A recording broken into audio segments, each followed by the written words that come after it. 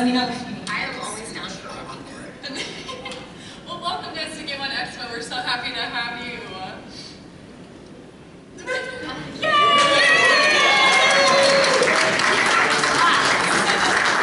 Signs like when there's a TV sitcom taping. Applause, applause, laugh. I then realized, like, I was like, wait, are you saying it to them or are you saying it to us? You guys! We just came across as very rude. She's like, oh. awesome. I thought you meant that. Yeah, and then I realized, like, wait, I think she was saying it to us. And This girl's so engaging. so, thank you is the appropriate response. We're here. Oh gosh. Well, welcome in. Oh my gosh. So this is gonna be a blast. I know that all of you guys are in My Hero together, correct? So is it nice to be able to see each other and be like bumping elbows with the same people again? And, Yeah. It's the only way we really get to spend time with each other is at a con, even if it's in passing for like 5 minutes. How's it going? How are the kids? Okay, great to see you. Even if we're from the same city, the only time we really see each other is at cons. Yeah, pretty much. Yeah. It's true. Yeah, and we've, the three of us have been in quite a few shows together, so. Yeah. But we record individually. We do. For anime, for games, and all that. It's, usually for technical reasons. You gotta match the lip sync, and it makes sense to pay one person instead of the whole cast to sit there and wait while one person is matching lip sync, right? So. Although I'd be okay with it if they wanted to pay me. Oh, I know. For us, it would be awesome to sit there and wait and scroll and play on TikTok. While you get paid. I know this is like a small excitement for me too, because I'm a huge fan of the WarioWare games, and then knowing that like the two of you were in the WarioWare games, I'm like, oh man, that's so cool. Like it's really exciting to like grow with you guys, and then like, being Gabby from Attack on Titan, I'm like, how does it feel to be so incredibly hated in the community? Yeah, not great. I have no problem whatsoever with anyone hating the character. That was like obviously intentional. The character was written that way. What doesn't feel great is when people have a hard time separating me, Lindsay, from like a character. Joffrey, Game of Thrones syndrome. Oh, very much. I got many a death threat over. I'm like, you guys, it's an animated show, like it's not real. An actor, it's a right? part. Like it's do you know what an actor is? Also, I don't write for the show. Like I don't get to choose what happens. I have no say in the matter whatsoever. I feel like that had to have been her. Gabby could never. Yeah, and when I have tried to explain that to most of the hate that I've gotten for it was like, DMs on Instagram or whatever. Most people in person, they like to jokingly give me a hard time about it, which I'm like, that's hilarious. But no one's threatened my life in person, which is great. But for the ones who do try to be come up to my table at events and they're like, I hate you, and I'm like, okay, but do you hate me or do you hate the character? And so we have that conversation, and some of them are very stubborn. And they're like, okay, but you are the real life representation of the character. And I'm like, no, I'm not. That's not how that works. Anyway. We should just assume that Nicolas Cage, Also, no, you're good. I interrupted you. I was going to say, if they hate you, then you did a good job. Yeah. That's the whole purpose. A few people have made that comment, but I can probably count on one hand how many people have thought about it in that way. But yeah, thank you for saying that. It's like, you are such a good actor. I hate your character. Yeah. So thank you for No, but bringing that's that what to the life. issue is that so many people, I guess, just don't understand the concept of an actor or don't see us as actors and literally just think that we are our characters. Yeah. And that I wasn't acting, I was just being who I am, which is Gabby Braun, apparently. Do you think I'd be walking these streets if I was a war criminal? Thank you. Yeah, exactly. I mean, it doesn't help that I actually do look a lot like her. Yeah, it's not helpful, but anyway, I do recognize that this is supposed to be a My Hero panel, but we often talk about other things too. Yes. And we're more than happy to, by the way. Yes. Yeah. Your attention spans. Yeah, shiny. Did you guys like intentionally go for for specific roles for My Hero? Did you guys know who you were auditioning for? Or did you just like kind of throw something out into the universe and you're like, you know, I know I want to be that guy. That guy looks cool. You know, like, or did you just like, yeah, was it specific or did you guys go for everyone? I think I recall Colleen Clickenbeard reaching out to me and saying, I have someone that I want you to read for. And I said, oh, and then I see who it is. I'm like, oh my God, good. I fell in love with his character design. I saw it on Twitter. It's like, this is awesome. So I got to read for it, and then I got cast. So it's like, I wanted to read for My Hero in the beginning, but you know, the circumstances were different because I live in Los Angeles and recording remotely wasn't a thing yet. Now, people can live in LA or anywhere, honestly, and record for shows that are completely in a different place. That happens a lot. So that was amazing to get a character that I was already intrigued about, and then read for it, and then got cast, and then, yeah, good times. Yeah, I had a specific audition for Kami that was sent. I think it was a very small group of people that it was sent to, or to me. Mine was a direct email from Colleen. Yeah, and it just gave me a little bit of the backstory, what you know about. I feel like at this point, if it's a spoiler, then it's like it's been so long, that's kind of on you. So I'm gonna go ahead and spoil it. I had known from the beginning that she was gonna come in and she was actually gonna be Toga. And so, but we didn't know what she was gonna sound like as herself, which was very interesting. And then when so it was like she said, okay, let's go for like overtly smoky and sexy to kind of get the evil but to not give it away. And then when we did the video game, she still hadn't come back as herself. So it was really interesting. So we had to kind of do some guessing as to what so we kind of did like an in-between. And then when she came back, she was a lot more vapid than we even imagined. And so she got a little bit more, vapid. That's the word I'm going with. Yep. I'm one of the few in the show that never auditioned for it, and the reason why was because at the time that the show got started, I was living in Nashville. The studio that does the show is in Dallas, which is where I live now and where I've lived most of my life. But I had a brief little 3-year period where I lived in Nashville because my husband was in medical school over there at the time.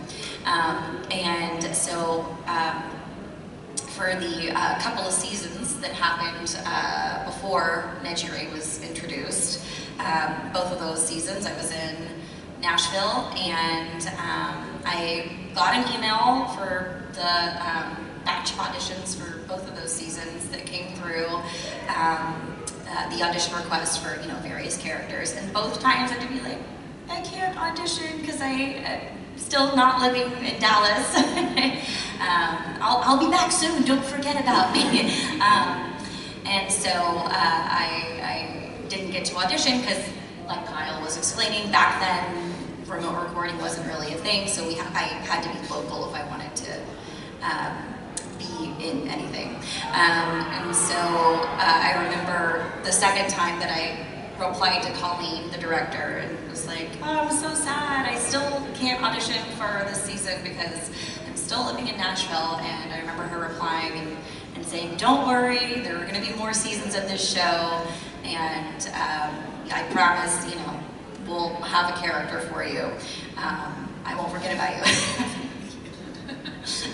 So fast forward, moved back to Dallas, yay, and I was at the studio recording for, I don't know, something else shortly after I moved back. And I happened to run into Colleen in the hallway, and she was like, Lindsay, you're back, right? You're back. I was like, yes, I'm back, for good now. And she was like, okay, perfect. I have your character. You're gonna be one of the big three. Her name is Nejire Hada. And I was like, oh, okay, great, fabulous. She's like, yeah, as soon as I got the character list, for who I needed to cast for this next season, and saw her, I thought of you and thought you would be a great fit. So yeah, it was just kind of a thing that worked out. She had worked with me before on other shows, so she had a good feel for my voice and what type of character would be a good fit for me. So yeah. That's so cool. Do you guys have like a little ritual you do to like fit into your characters? Like, I guess kind of like a mindset, so you know you're like in the right place to record as whomever. Not so much, I feel like. I don't know. I feel like I do that mostly there. I feel like as an actor, you should kind of come in, especially with dubs and things like that, like sort of blank canvas, Yes. and then the director can see like the whole picture, so let them paint you whatever color you need to be painted. Yeah, I have the same approach. I don't do anything preparation-wise. I think that's the case for most of us. Maybe not all, but yeah, blank slate is the goal. Because we don't get the scripts in advance, so we don't really know, for the most part, what we're coming in to record. At most, we'll know like what show it is, and obviously if we've recorded for the show already, then we know which character we are. But as far as what specifically we'll be saying and what our characters will be doing, that's pretty much always a surprise. So we try to come in ready for anything, and it's a skill that all of us have worked on for many, many years, to just be able to, at the snap of a finger, just like dive right into a scene and put ourselves in the shoes of the character without having to take the time to try to get in the mindset and all that.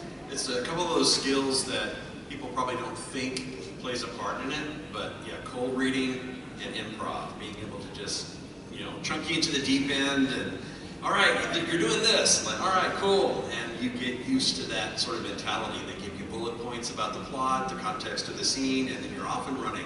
Preview each line in Japanese, you see how the lip sync is going, you see the line for the first time, okay, perform it. Sometimes you knock it out in one take, sometimes it takes a couple to finesse it perfectly, and then lather, rinse, repeat, and move on through the script. And if you have more than one character, or if you're doing your main character and you're also doing various bit part characters, they're all recorded separately. Oh yeah, that's also a good point.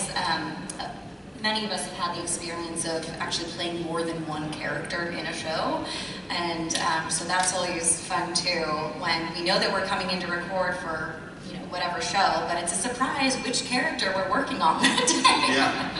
I'll go in on like Naruto and think, oh, I got more Kiba, and then like, no, it's your other one, Akatsuchi. Oh, okay.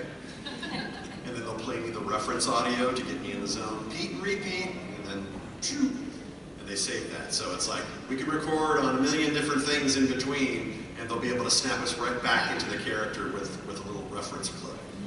Do you guys feel any kind of like the pressure or the weight to kind of match the sub, or I guess the original mouthing? Because obviously whenever animators make things in Japanese, that's kind of how the mouth fits. Have you guys felt any of the weight of trying to fit in the English words to make sense? So luckily, with how technology is nowadays, we every recording session we have, the director's there and there's an audio engineer. And so much of the session is really just dedicated to focusing on making sure that it's a collaboration with the director, actor, and audio engineer to get each line to fit perfectly with the mouth flaps. So sometimes if the way a line is written or the way that it's read, if it's really like it's way too long to fit in the animation and the way the mouth is animated, and it's too long for the audio engineer to try to just squeeze the audio file without it sounding funny, then the director has the freedom to actually rewrite the line so that it means the same thing, but makes it a little less wordy, so it's not as long of a sentence that you're saying. Sometimes they'll just ask us to perform the line more quickly, and that's all it takes. But as far as like the pressure, I don't think we really see it as like pressure. It's just that's like a core part of this job. And I would say that for the most part, now it is, not like if you look back 20 years ago, but today, most of these dubs tend to actually fit the flaps better than the Japanese. Because they dub their own shows too. It's animated first, and they'll record as a cast, and if it fits, great. If not, but them as a culture, it doesn't take them out as a viewer. Yeah. But for us, English speaking, if the lip sync's off, it takes you right out. So we're always, everyone working on it, it's a very detail-oriented, like they're obsessive about making sure that it fits perfectly.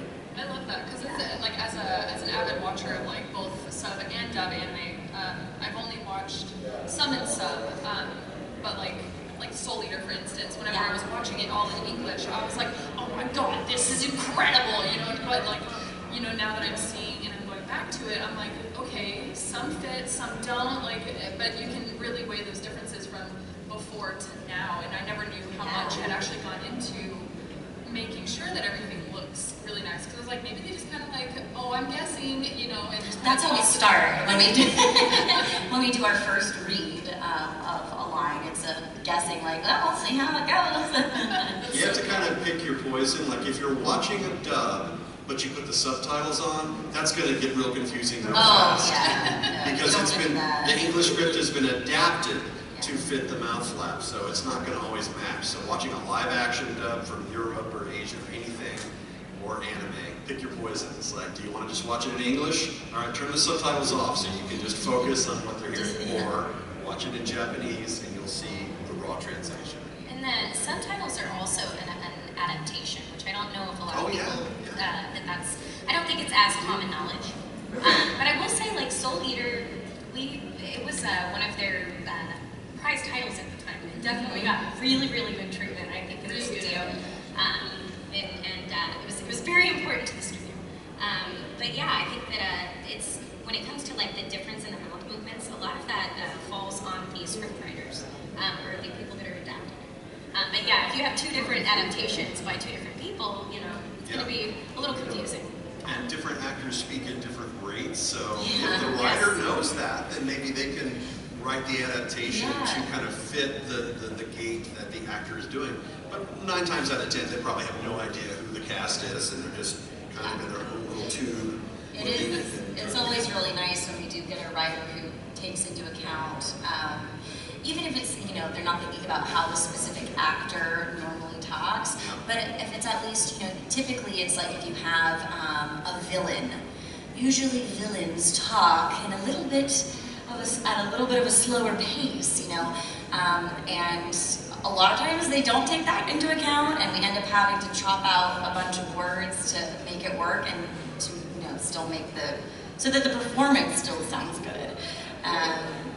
Or if it's like a really hyper character who talks really fast, yeah, sometimes they don't take that into account, but it's really nice when you do, and then you don't have to do a lot of rewrites.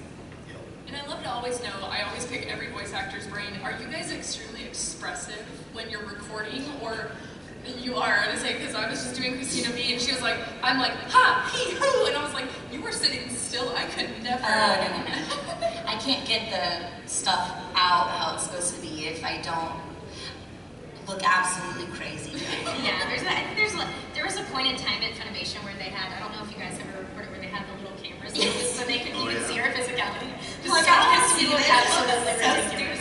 Yeah, it's hilarious. I don't think they do it like they have not. I don't know if there's any cases where they have, but they would have a little camera so you could go back and watch your physicality, which is actually kind of hilarious. But I find that, like, if I'm waving, I have to actually wave. Yeah. If not, then it doesn't sound right. I don't know. But you have to. There has to be a fine balance between having physicality, but also not making noise. Yes. So you have to figure out a way to be able to move, but silent. Many a time I've accidentally. Yes, me too. So many times. I'll be like, oops, my bad. Yeah, there's a magical sweet spot, and you can't pivot your head too much to the left or the right because it's Yeah. So and you can't get too physical. You know, knock the mic, or if you're wearing bling, you know, all that stuff. Yeah, you can't wear loud jewelry. No. Oh, and I'm so bad about that, y'all. I'll wear a charm bracelet. Like, what am I thinking? I know that I have to take all my jewelry off before I record it and put it on every time and go to another place.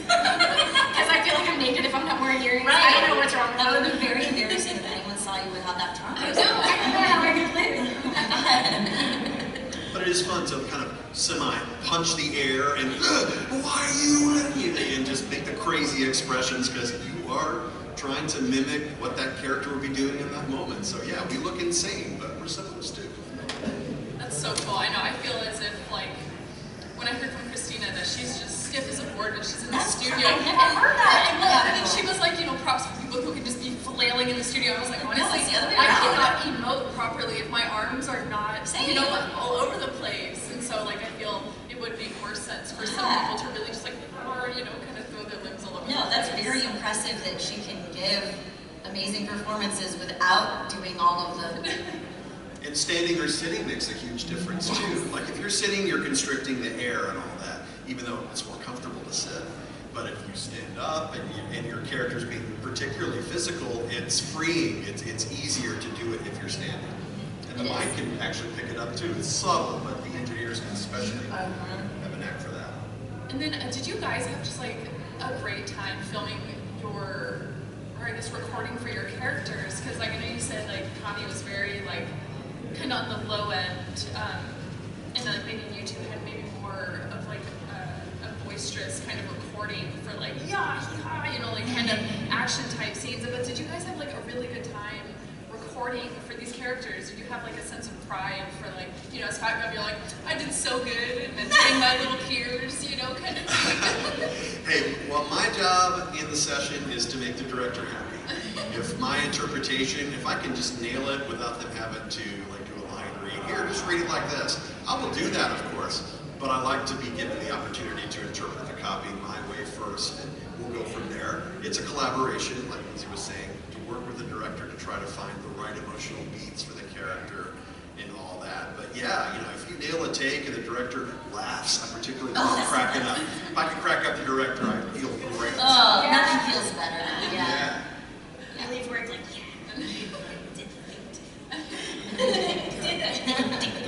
Even a highly emotional episode can be full of laughter and jokes in between the takes. Yes.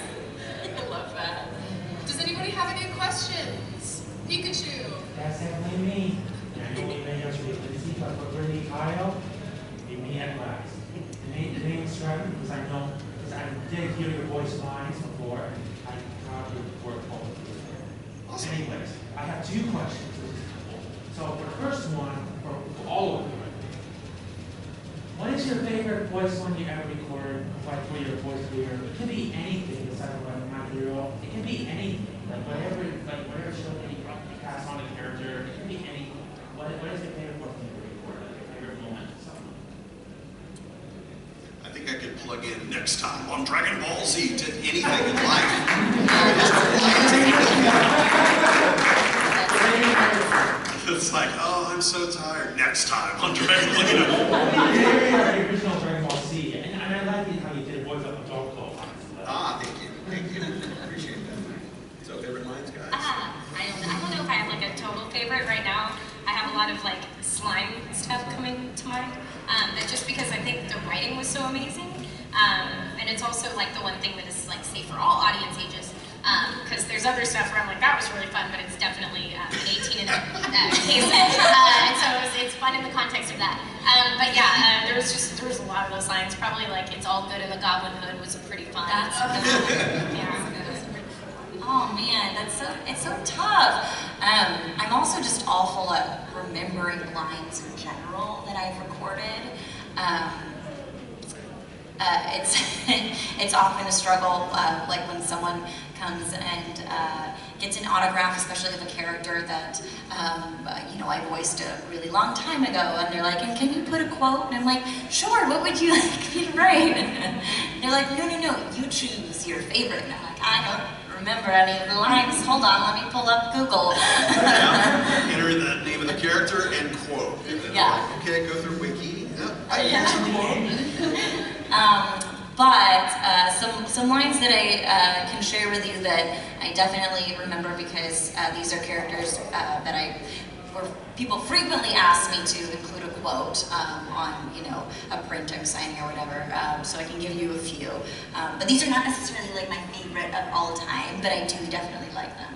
So let's see, Nagisa from Assassination Classroom. a good line that he says is, anything can be a sword if you polish it enough. It's like, oh yes, very deep. And then I think Nejire, my hero, a cute line she says is, you need to have the heart of a lion, not a kitten. And then lastly, Pochita, one of the few lines that he has in Chainsaw Man, I'll give you my heart. In exchange, show me your dreams. I was like, chill. Feed that baby toast, please. Please, he wants bread. I know.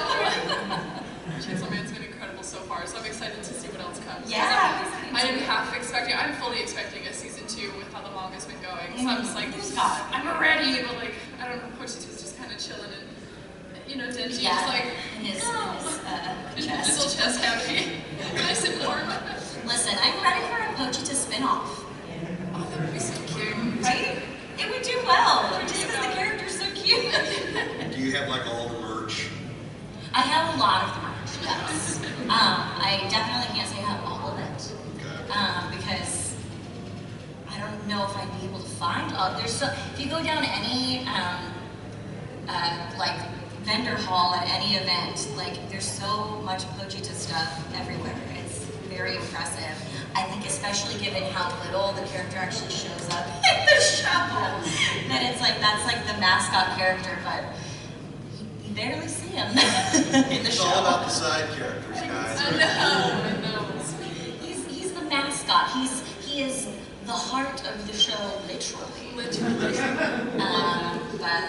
But people frequently who come up to my table really like to remind me, like, but you're barely in it. And I'm like, I know. Thank you. And the second question, I had a question with Kyle. Well, I did watch that screening for Dragon Ball Superhero last year.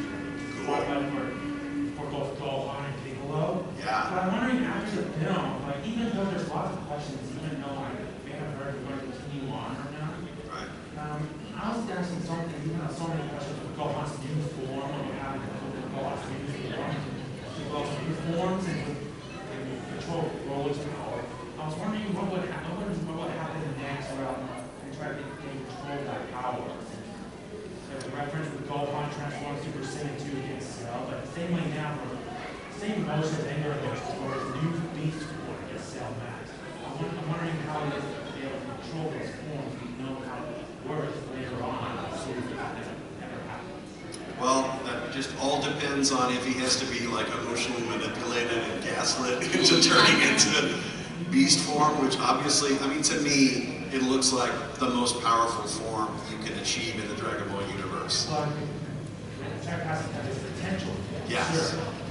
Yeah, but I mean, we're all waiting. The cast is waiting just like fans are for more super.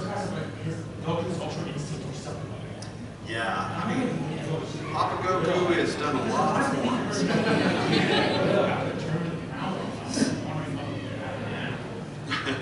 There's so many open questions. Yeah, it's a lot of what ifs. A lot of stuff's up in the air, and I'm sure it's just a matter of time. It's just a matter of time, you never know. Exactly. We'll see where the manga goes. We'll see when or if the show. I mean, it has to come back at some point. It has come back at some point. Even if it's just movies. Hopefully, Broly control his power and try to help him go and achieve Ultra Instinct and will sometime. Yeah, because this is one of those franchises it's just tentpole. It's never going to go away. Yeah, it's way too popular. We have something that had its peak supposedly in the early 2000s, and then suddenly it comes out with movies in the past 7, 8, 9 years that are consistently #1 at the box office. People still like it. And all the anime films that have theatrical runs have done phenomenal. They sell out screenings, they have to book more. It's just really, it's a good problem to have. Right here in the front.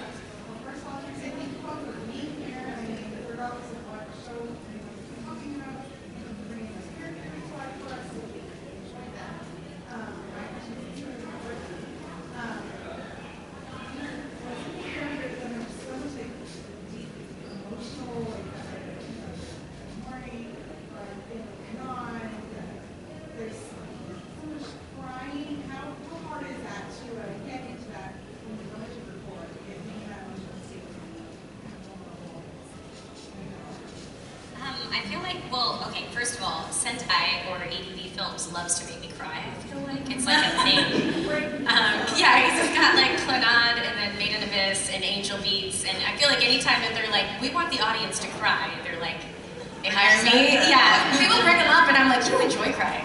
I'm serious, Little Busters, I can keep going. Like there's School Life, y'all, it's forever. They just like to make me cry. But a lot of those, I feel like when I'm in the booth, I try my best to put on a coat and really be that character and react the way that I feel that character would react in that moment. And a lot of the times I am crying. Like especially, like a good example of this would be in Made in Abyss. I don't know if you guys have ever seen that, but I voiced Nanachi in that. And the parts with Mitty, I actually am crying. And what was funny was the first, we do a chase method there. So they run it and you just kind of follow it as it's going and then they skip to the next part. And it's all like a cold read first take, and then they fit that cold read first take, and then you go back and fit the things that don't fit. So it's actually like really in the moment. And when I had done that first scene with Minnie, without any spoilers, because that one is recent enough, I feel like, fair enough. I actually cried, but I was so into it that I was a little bit like off, like kind of below. They were like, no, we just really like that take. You know, we're gonna make it fit. And then they came back and were like, dang it, we can't tech-wise make that fit. So we went back and did it again. And then I had to cry again. And then they made a movie of the same part, and then I cried again. I remember watching the movie released at ASEN, and they had some of the Japanese animators there, and some folks that had done the music. And we were all sitting together in the front row, and they're all like stoic. Like, I guess they just spent so much time on it. I'm like snot crying. Like in the front row, disgusting, like I was embarrassing myself, like, ah! And then, like, you could see them like, oh, okay, this is happening. And then we just did a new season of that recently. It was on Adult Swim, if you guys got to see that. And I was 8 months pregnant. And we recorded that last scene with Minnie again, because they keep doing that to me. And I literally went in my car and just like sobbed, and called my husband, and he was like, "Are you okay to drive?" And I was like, "I am, I'm pregnant." So upset. Like, no, but for me, Minnie this is gonna sound so weird, but Minnie is my late dog, Sierra, who is like my best friend. And I had her for 15 years, and we just lived together in an apartment for a very long time, and she was my best friend. So like a lot of those things that Nanachi says to Minnie, even though I have to be in purgatory to be with you, I would do it all again. Like that kind of thing, it just kills me. So, but yeah, so yes, it was very investing. The very long-winded version of that, sorry. Yeah, season 2, Nanachi definitely ripped me apart. I talked my boyfriend into watching Made in Abyss, and I was just like, you know, the same thing, just all the whole snot and everything. It was a mess. It was disgusting. Way in the back. Without saying any specifics, obviously for spoilers, how often do you have people come to your table in signings and they ruin your character for you? Like you find out your character dies in some way, or do you guys read ahead in mangas? I haven't been spoiled by a fan. I get told, like in a session, what's going to happen, kind of like with Gurren Lagann. You know, I get told about Communist story arc before I even recorded one word. So I was actually happy about that. But in general, usually like with stuff like Bleach, which is currently going on, I have not read the manga. And I do ask fans to generically say, hey, does Aizen come back or not? Just give me some sort of gauge, because I know we're recording a chunk of episodes, but I haven't been called, so we'll see. One of those things. But I generally I would rather take the journey with the character, by and large. Yeah, I definitely second that. I also because I want to be painted and I want to be in the moment, I don't want to know too much or have some sort of preconceived notion about what's going to happen in this series, because I kind of, especially like if you're chasing, you want to be there, you know? You don't want to know what's going to happen in 3 episodes. But I have had that happen. I will say with that time I got reincarnated as a slime, that the episodes Hope and Despair, if you've seen that show, and they get really dark, I did have some spoilers with that, which I was like bummed about. So I was like, guys. But we actually recorded that at the very butt end of COVID. So that was like me in my closet by myself for that episode. And so like I couldn't even cry on people's shoulders. I just had to feel the pain by myself in my closet. And I just got really silent. Cliff's like, are you okay? And I was like, yeah. But yeah. I can't remember a specific time when a fan has spoiled something for me. Not because I'm a manga reader. Actually, I've never tried reading any manga, but usually, like Kyle was saying, the director has filled me in on a lot of like the major things. But it has happened many times where somebody who comes up to my table spoils something for whoever's in the line behind. And I always feel so bad when that happens. Even if you assume that the actor you're talking to knows what you're going to talk to them about, try to keep in mind that there might be some people behind you who are not caught up, and they might not know, and they can hear you. Gentleman in the back. Do y'all watch any of the shows you voice in? What's that? Do you watch any of the shows that you voice in? There's not enough hours in the day, unfortunately. First world problem.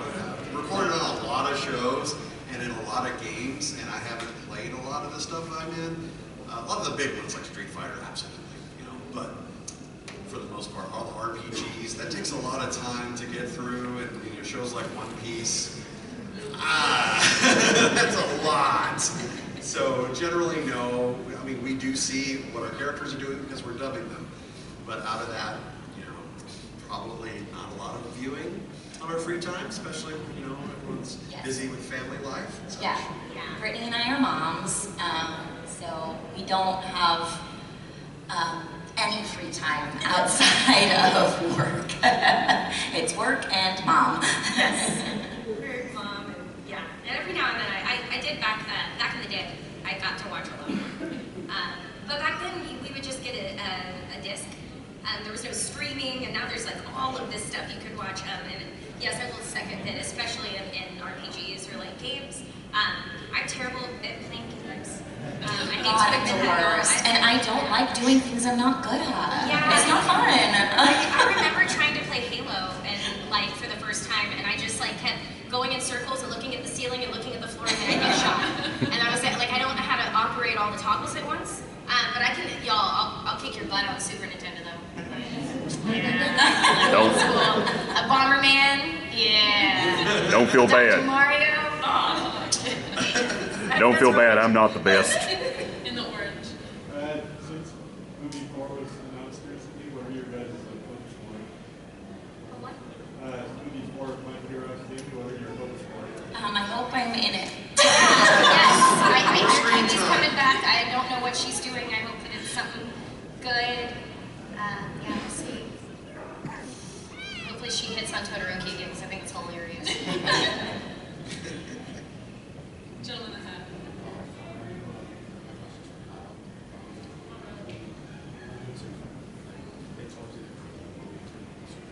Yeah.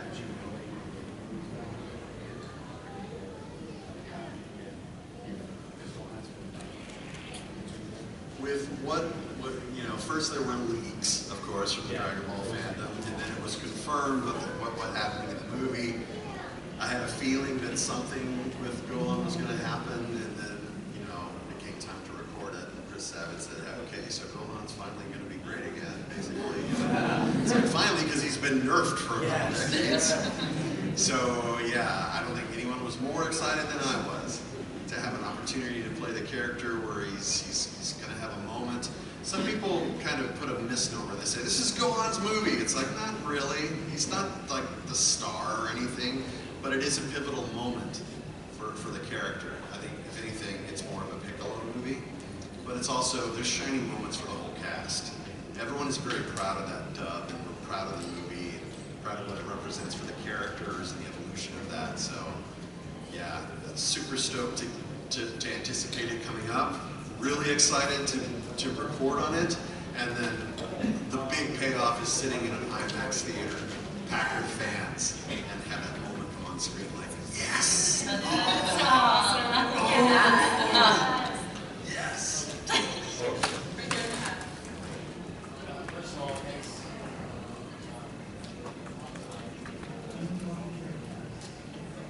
As far as this was, I did mention yesterday, I did say some stuff. I don't know who you're talking about. No, really, yeah. No, you're fine. You're fine. I don't have any bad memories of that one time that fan told me wrong. That's never happened to me.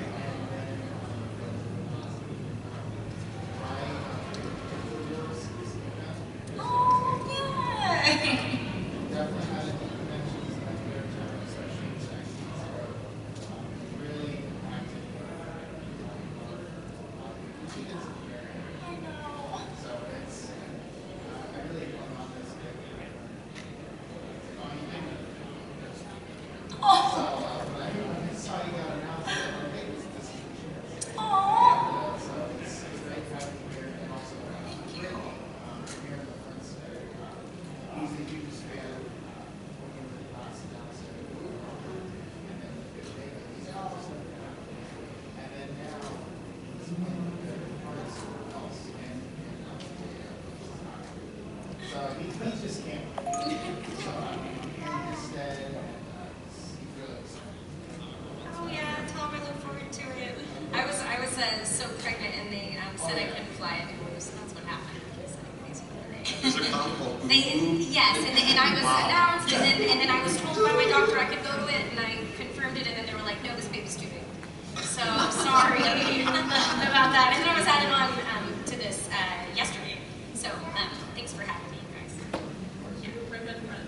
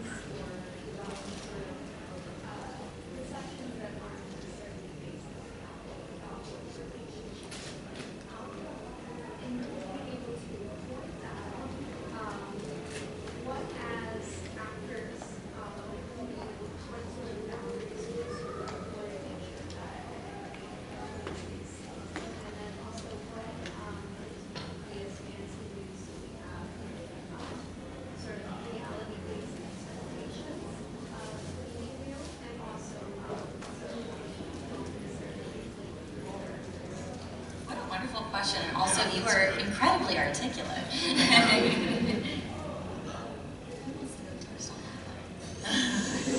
don't feel like I've never. I'm sorry. No, please. I feel like in my experience, I haven't had to really set a whole lot for very many people. I often have more positive fan experiences than negative, and the negative ones I try not to really remember because this is such an honor to be here and to be able to meet someone that appreciates the what you do. And when I started doing anime in 2004, it was a very different experience at cons. And I think that there was a lot more, in my experience, a lot more toxicity back then. But not necessarily of associating person with that. It was just that the common knowledge back then was that like dubs were just like an add-on, or it was like the gum on the bottom of the shoe to the industry. You know what I mean? Like it was like, and that was kind of the way that we were perceived more often back then. And that was most of my negative fan interactions at that time. But now I feel like there's not a lot you can shock me with. I've been doing this too long. So I really haven't had the experience where I feel like I've had to really do a lot. There are a couple times when I think that people are rude, but they don't need to be. And then sometimes I feel like in that case, all you have to do is just kind of point it out, like, hey, so the way that you said that, I put a lot of work into that character. And so I get that maybe you don't like Black Star, And that's really cool that you don't like Blackstar. And I'm glad, because I obviously did a good job, because if he annoys you, that was the point. He should annoy you. And if you, in your opinion, he should have been a full-grown man, and you don't like that he was a boy voiced by a girl, well, talk to the Japanese, because they approved the cast. But also, in the Japanese, there is a female adult voice actor, and I think that was why they went in that direction. But you're welcome to your opinion. But why are you telling me? Yes, but also maybe next time think about how I might feel, because I do love that character, and I did put all of my blood, sweat, and tears into it. So you cannot like it and just keep that to yourself. And usually the reaction is that, like, oh, I never thought about that. I'm sorry. Which is wild. But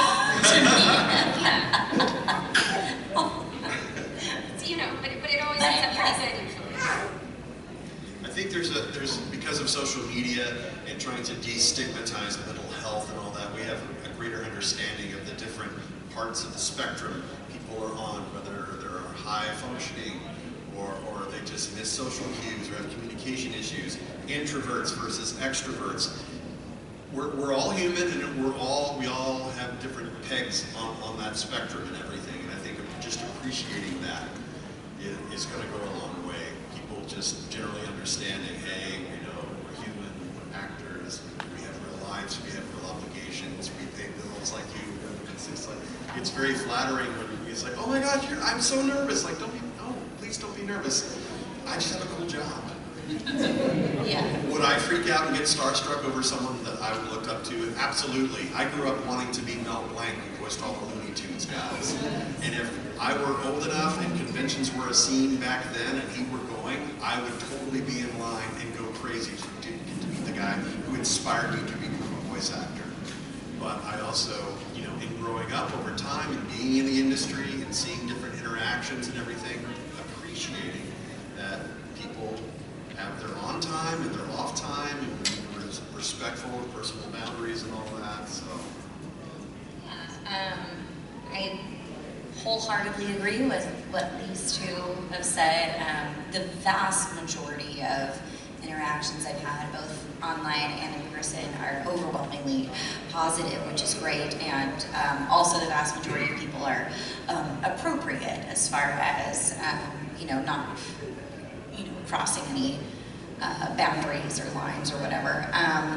It's for the few times where things have gone into some unwanted territory, almost always those times it's been on the internet, because that's, easier for people when they feel more anonymous, and I think people are more hesitant or frightened or whatever to do that in person, although I have had a couple of people in person who have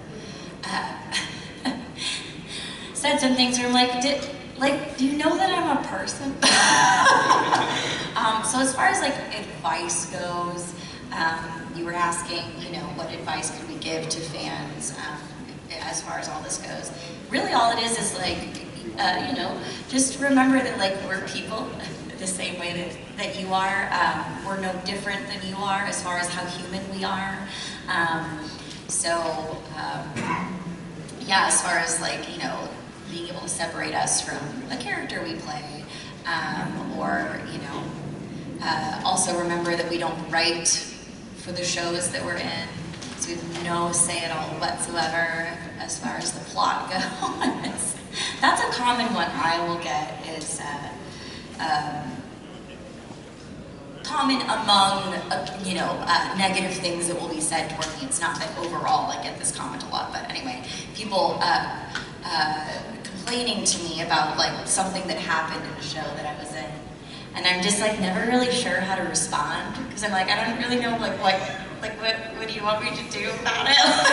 What do you want me to say? Do you want me to apologize on behalf of the show, even though I had nothing to do with the writing? It's always just kind of more than anything, it's not so much that for those of us who have been doing this for a while, it's not so much that our feelings get so hurt. It's more so that it kind of just puts us in an awkward position of I don't really know what to do. Like, am I supposed to, are you telling me because you like are hoping that I'm gonna make you feel better about it? And if that's the case, I have no idea what to say to make you feel better. So yeah, it's just, you know, the exercise of putting yourself in someone else's shoes and remembering we're just people. We're normal people like you guys are. We just happen to have an unusual job. Every performance you hear is approved by the director and, of course, approved by the studios. In Japan, they give the thumbs up on that. Yeah. So if you're hypercritical of a performance, like, why did you do it this way? Oh, also, yeah, that makes me think, yeah, if there's a performance you don't like, blame the director. Yeah. Because our job in the booth is to follow the director's directions. And there have been times where I've done something and then the director is like, no, I want you to take this direction instead. And in my head, I'm like, I don't think that's gonna sound good, but okay. I don't say that out loud because my job is just to follow direction. And so I do it, and yeah, and if you don't like it, to you, the audience, if you don't like it, it's not my fault. It's not our call. It's not our call. We would not continue to be hired if we were sitting there and being combative with the director. Right. No, I think the character should do this. Like, yeah, we do not have final say at all. So, Yeah, the director paints the picture. Excellent to know. So now we have a face for the name, just to let you all know. Well, and unfortunately, that is all of our time, unless we have a quick 2-minute question. If it's quick, go for it. Favorite quirk? Favorite quirk? Can I make one up? Okay, I've always wanted to send farts. Like, not like my own, but like just teleport. Like always, like your whole create life. and no, like, but since this show, I just think it would be nice to like watch someone on TV, like, I don't know, some politician or something, and be like, just keep doing it. Or like if you know, like, I don't know, my brother's in a hotel room by himself, like just send him a bunch in a row and be like, is that me? Where's that coming from? I don't think that's me. I just think that'd be really just a fun, like if you are like the kind of person in an elevator that like rides it up and down in a chair and then just keeps vaping, you should have some farts. Those are for you. That's fantastic. And I'm going to piggyback off of that one. I think that it would just be fun to be able to send any kind of smell to someone. Because you could just really confuse, like it's overall harmless, right? But it's hilarious. Like you could, yeah, when someone's like by themselves and you just send like a really specific smell to them and they'll just be so confused. Kyle? yeah, similar to Brittney's, it's not farts per se, but it's like Bruce Almighty. You know, Jim Carrey makes Steve Carell just say whatever he wants to say. Now the news.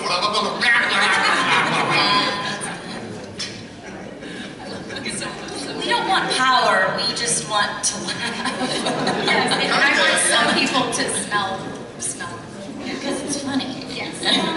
They just. Well, thank you guys so much for your time and your questions.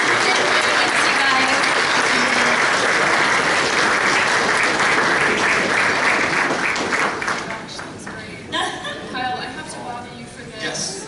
My homie Joel is a big fan of yours. Oh, sweet. So he's like, please, for the love of God, have Kyle touch this. I was like, oh, okay. I have to touch a Blu-ray cover. Pardon me, guys.